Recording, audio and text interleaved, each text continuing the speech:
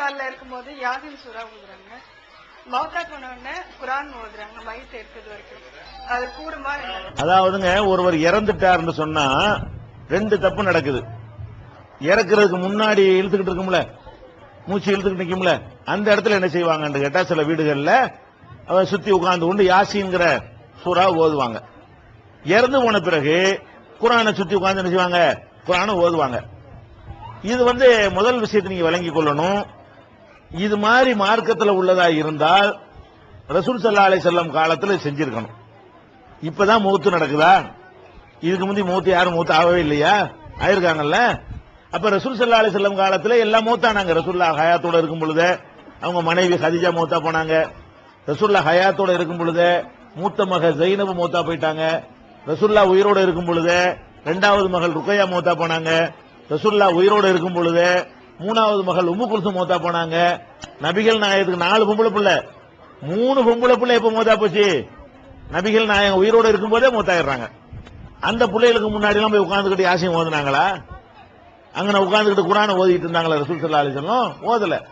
குரான் என்பது நம்ம நன்மைக்கு நம்ம ஓதிக்கொள்வது, இன்னொருத்தருக்காக ஓதுறது கிடையாது. இப்ப நீங்க குரான் அவர் உயிரோடு இருக்கும்போது ஓதி இருக்கணும். நீங்க குரானை இந்த இறந்து போனவருக்கு நன்மை கிடைக்கும்ங்கிறதுக்காக ஓதினால் அது ரசூலுல்லாஹ் காட்டின வழி கிடையாது. ரசூலுல்லாஹ் காலத்தில் ஓதுனதே கிடையாது. அது இறந்தவர்களுக்கு முன்னாடி யாசின் ஓதுங்கன்னு ஒரு ஹதீஸ் ஒன்று இருக்குதுங்க. இக்ரவு அலா மௌத்தாக்கும் யாசின், இறந்த மரணத்தை நெருங்கியவர்களுக்கு அருகே இருந்து கொண்டு யாசின் ஓதுங்க ஒரு ஹதீஸ் இருக்குது. இந்த ஹதீஸ் சரியான ஹதீஸ் கிடையாது. இதனுடைய அறிவிப்பாளர்கள்ல யாரு அபு உஸ்மான்ங்கிற ஒரு ஆள் தான் இந்த செய்தியை சொல்றாரு. ரசூலுல்லாஹ் சொன்னதாக அறிவிக்கிறது யாரு? அபு உஸ்மான் அன்-நஹ்தி அப்படிங்கிறவர் இதை சொல்றாரு. இவருக்கு வரலாறே கிடையாது, இவர் யாருன்னே தெரியாது.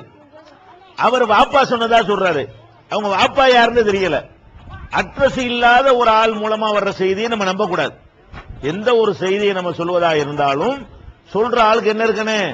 அட்ரஸ் இருக்கணும். அவர் யார், நல்லவரா, பொய் சொல்லாம இருப்பாரா, ஒழுக்கமானவரான்னு பார்க்கணும். இந்த இறந்தவருக்கு யாசின் ஓதுங்கள்ங்கிற செய்தியை சொல்ற ஆள் யாருன்னு பாத்தீங்கன்னா அபு உஸ்மான் என்பவர் இதை சொல்றாரு. அவர் தகப்பனார் சொன்னதாக சொல்லுகிறாரு. அபு உஸ்மான் சொல்லி வரலாறுல தேடி பாத்தீங்கன்னா அப்படி ஒரு ஆளே உலகத்தில் வாழ்ந்ததே கிடையாது. அவர் வாப்பாங்கிறார். வாப்பாக்கு பேரு என்ன, எந்த ஊருக்காரரு, அவர் ஒழுக்கமானவரா, அதுக்கு ரெக்கார்டு கிடையாது. அப்ப வாப்பா சொன்னதாக மோகன் சொல்றாருன்னு வருது. வாப்பாவுக்கும் அட்ரஸ் கிடையாது, மோகனுக்கு அட்ரஸ் கிடையாது. அப்ப அட்ரஸ் இல்லாத ஒரு ஆள் சொல்றது நீங்க உலகத்துல நம்புவீங்களா? யாருன்னு தெரிஞ்சு நம்பிக்கையான ஆள் சொன்னா தானே நம்புவீங்க. ஒரு ஆள் திடீர்னு வர்றாரு, யாருன்னே உங்களுக்கு தெரியாது, உங்கள்ட்ட உங்க வாப்பா 1000 ரூபாய் என்று சொன்னாங்க, என்ன கொடுப்பீங்களா? அவர் நீங்க முன்ன பார்த்தது கிடையாது. அவர் வர்றாரு, ஒரு ஆள் உங்கள்ட்ட வர்றாரு, உங்க கணவரை சொல்லி பஜார்ல நிக்கிறாரு, உங்க புருஷன் ஒரு 10,000 ரூபாய் வீட்டுல வாங்கிட்டு சொன்னா கொடுப்பீங்களா? என்ன பண்ணுவீங்க? இவன் யாரு, இவனை பார்த்ததே இல்லையே, இவன்டையா நம்ம புருஷன் சொல்லி விடுறாரு, உடனே செக் பண்ணுவீங்க. கரெக்ட் தான், நான் தான் அனுப்புனேன், அப்பதான் நீங்க கொடுப்பீங்க. அப்ப நீங்க துன்யாவுல மட்டும் கவனமா இருக்கீங்க, தீன்ல கவனமா இருக்க மாட்டீங்களா? காசு விஷயத்துல மட்டும் கேர்ஃபுல்லா இருக்கிறீங்கல்ல, மார்க்க விஷயத்துல என்ன இருக்கணும்? அதை விட கேர்ஃபுல்லா இருக்கணும். அதனால பொய்யான செய்தி தானே தவிர இறந்தவங்களுக்கு யாசின் ஓதுறது மார்க்கத்தில் கிடையாது.